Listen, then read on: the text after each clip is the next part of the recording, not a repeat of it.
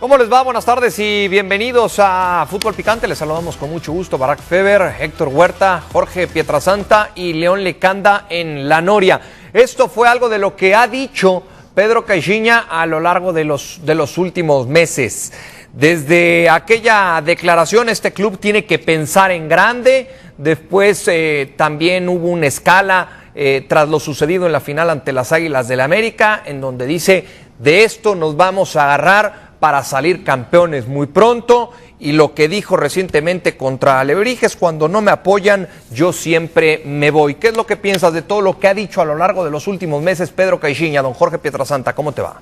Muy bien, muchas gracias. Que conforme avanza el torneo y no se están dando los resultados, aumenta muchísimo la presión y la está sintiendo verdaderamente fuerte Pedro Caixinha, al grado de que la relación con Ricardo Peláez pues ya no es de lo mejor. Ya le jalaron las orejas, ya él con mucho colmillo se presentó en esto último que dijo, diciéndole a la prensa mentirosa y además con algunos datos medio equivocados, hablando de lo del fake news, en donde nos habla de una tremenda presión, pero que él trata de liberarla diciendo, pues yo platicaré con quien me dio mi contrato y con él lo debo de terminar. O sea, casi, si yo me voy, me tienen que pagar mi. Sí, ¿no? Dijo, tengo contrato hasta junio del 2020. Barak Feber, me da mucho gusto saludarte. ¿Qué piensas de lo que dijo el técnico de Cruz Azul a lo largo de las últimas conferencias de prensa? ¿Qué tal, Mau? Y enlistaste varias y faltó lo de las faldas, ¿no? Que no juega con faldas y alguna tontería similar. Y eso por no incluir las que dijo en el Rangers y las que habrá dicho en Arabia Saudita y las que dijo antes en Santos Laguna. Sí. Al final Cruz Azul sabía, ¿no? A quién traía y todas las consecuencias de ello. Cruz Azul que ha sido un equipo muy timorato a la hora de traer técnicos y que en los últimos años la desesperación lo ha llevado a apostar por perfiles que antes huía de ellos, ¿no? El caso de Tomás Boy y mucho más presentemente ahora lo de Caixinha. La Volpe, por ejemplo, nunca llegó a Cruz Azul, estando muy cerca, seguramente también por eso, porque son técnicos incendiarios. Y en el caso de Caixinha ya sabía Cruz Azul a lo que se atenía con él, un técnico que es buen técnico, pero que sería mucho mejor técnico si fuera mudo, ¿no? Y desgraciadamente no lo es. Tiene contrato, ¿no? Ya lo dijo él, pero por más que habla de que su proyecto es a largo plazo, en realidad tú ves la historia de Caixinha y salvo el Santos, donde se encontró con otro prepotente como Irarrágorri, ¿no? Y ahí supongo que hicieron buena química. Entre los demás ha sido un ave de paso, ¿no? No ha durado más de un año.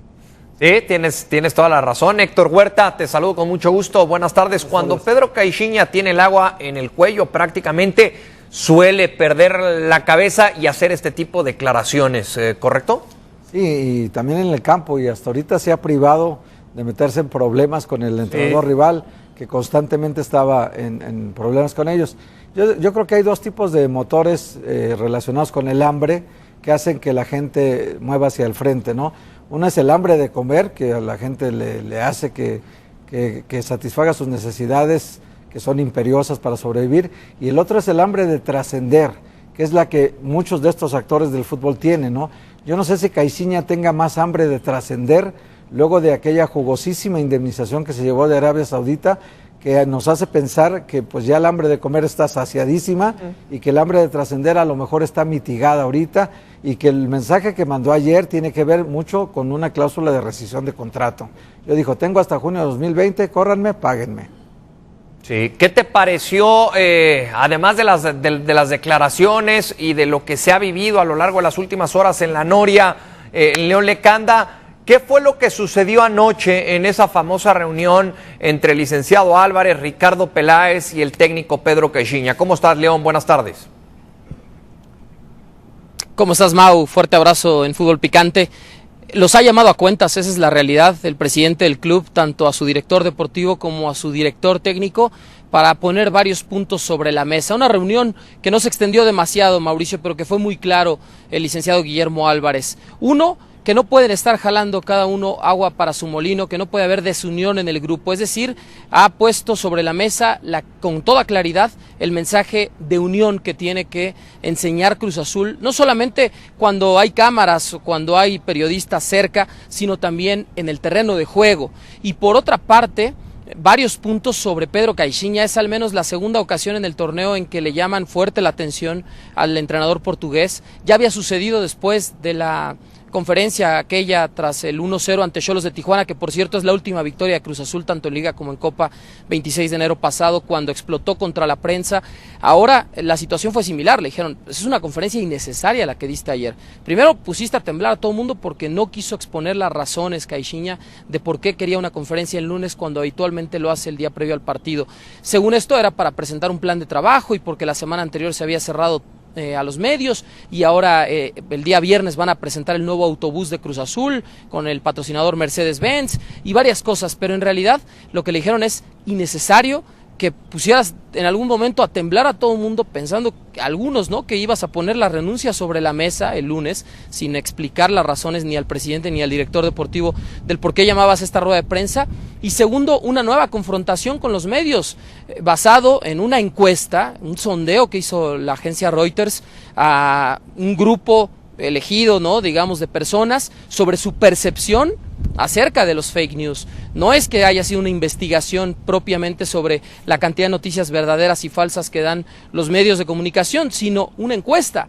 Entonces, además, ¿no?, con datos interpretados de forma errónea por parte de Caixinha ayer. Así que la situación sigue tensa. Hoy la realidad es que lo que quiere el club es mandar un mensaje de unión, un mensaje de decir, vamos todos a cerrar filas, objetivos comunes. Hubo una reunión de 25 minutos antes de que los medios ingresáramos con el grupo de jugadores para lanzar este mensaje, y lo que ustedes veían justo antes de entrar al aire, la fotografía, el video que se ha tomado del equipo completo al finalizar la práctica de hoy. Más allá de esa tensión, León, ¿cómo queda, después de lo sucedido anoche, cómo queda la relación entre Pedro Caixinha y la directiva del equipo?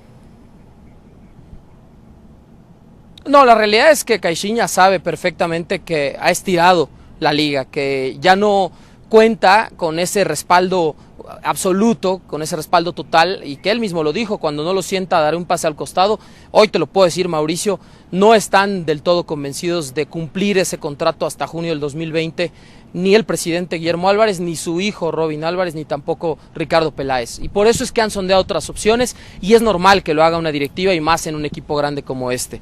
La realidad es que lo que se ha pedido de momento es que Caixinha termine el torneo, que Cruz Azul tenga posibilidades de entrar a la liguilla, y como siempre se dice, es una cantaleta, pero también es cierto, la liguilla es otro torneo. Ahí ya Cruz Azul, si llega embalado, puede meterse y pelear el campeonato. ¿Por qué no? Porque jugadores tiene, un plantel suficiente lo tiene. Le han pedido eso, que clasifique al equipo a la liguilla, y en el verano se discuta la posibilidad de continuar para el siguiente torneo o de dar por terminada la relación laboral. Por ahora, lo que se hizo ayer por parte del presidente del club fue dar un voto de confianza tanto a su director deportivo como a su director técnico y pedirles que cierren filas. Ese es el mensaje que ha tratado hoy de enviar el club, abriendo la práctica completa a los medios y mostrando, digamos, un rostro un poco más relajado de los jugadores, bromistas, concentrados por supuesto en los ejercicios, pero también en esa fotografía final que acabamos de observar. Oye, León, ¿cómo estás? Te saludo con mucho gusto. Y la crisis se extiende, bueno, aquí estamos viendo el mensaje que mandan, ¿no?, de la máquina unida en Twitter, donde dicen que juntos podemos hacer mucho, eternamente azul es su mensaje. Te pregunto, también hay un problema también en toda la estructura de Cruz Azul. La Sub-17 perdió 8-0 con Santos esta semana. Es poco común que un equipo pierda 8-0 en estos momentos, en estas categorías no hay tanta diferencia. Está totalmente fuera de calificación el Sub-17. La Sub-20 de Cruz Azul está en el lugar 12, también pasando muchos apuros. La femenil solo ha ganado 2 partidos, está fuera de zona de calificación. Y la Sub-15 es la única que se mantiene ahí con el Gringo Castro en el 7º lugar y es el campeón defensor del torneo actual. ¿No está permeando hacia la estructura toda la crisis de Cruz Azul?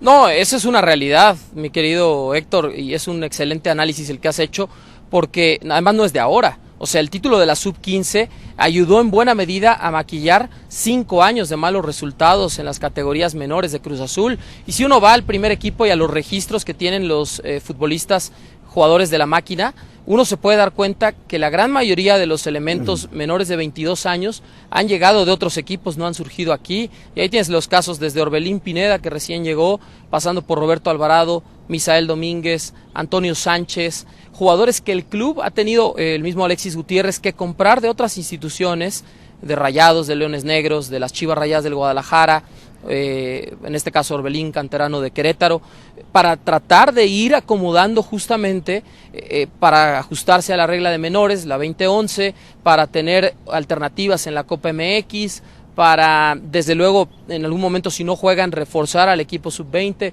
muchas cosas que uno se da cuenta. Y te puedo decir otro dato brevemente. Yo hablé con gente de la formación, de fuerzas básicas aquí, gente que está muy metida con las categorías 20, 17, 15 e incluso la 13, y les preguntaba yo, ¿a poco Cruz Azul no tiene un solo delantero, uno solo, en su estructura de fuerzas básicas que hoy diga Pedro Caixinha, bueno, si Cauterucho y Caraglio no la están viendo y Martín Zúñiga está acompañando a la sub-20 y Jonathan Rodríguez tampoco está haciendo goles, un solo delantero? Y me dijeron, no lo hay, no lo hay. Así es el grado de falta, digamos, de jugadores en esta estructura de fuerzas básicas que se está recomponiendo tras años en el olvido. Sí, en algo que es un problema ya de muchos años atrás, ¿no? Que está viviendo título en este los últimos 10 años, Cruz Azul. sí, en categorías inferiores, un título contra 13 de Chivas y 9 del Atlas, por ejemplo. Y nada de eso son fake news, ¿eh? No son noticias falsas, son reales. Y la realidad de Cruz Azul, que no es fake tampoco, le diría yo a Pedro Caixinha, es que la máquina está en lugar 14 de la tabla. Eso es real. Que tiene una diferencia de menos en la diferencia de goles, eso también es real. Que tiene menos puntos, menos de la mitad de los que a estas alturas el torneo pasado había conseguido. Eso también es real, no son noticias falsas. Otro grave dato es que Ángel Mena, que lo echaron del equipo, lleva más goles que Cruz Azul, él solito. León Lecanda, muchas gracias, te mandamos un fuerte abrazo hasta la Noria. Sí, y sobre ese dato, brevemente, esa es también la sensación de algunos de los jugadores que no están en sus posiciones donde más pueden rendir en la cancha, que de repente ya se sienten confundidos con las ideas o el sistema de juego de Caixinha. Ayer pude hablar con 2 jugadores del primer equipo y me decían, no le estamos tendiendo la cama, claramente si uno lo ve, más bien se sienten desesperados los jugadores porque no entienden ya específicamente a qué juega el equipo, y por el contrario los rivales saben todos a qué va a jugar Cruz Azul, y por eso lo neutralizan con frecuencia. Eso es parte también del trabajo semanal y de algo que se observa en la cancha, en los partidos minuto a minuto. Gracias, León, siempre muy oportuno tu reporte. Antes de ir a la pausa, quiero conocer nada más el punto de vista de Barak Feber. Si Cruz Azul pierde este fin de semana contra Necaxa, ahora sí termina la era Caixinha, Barak.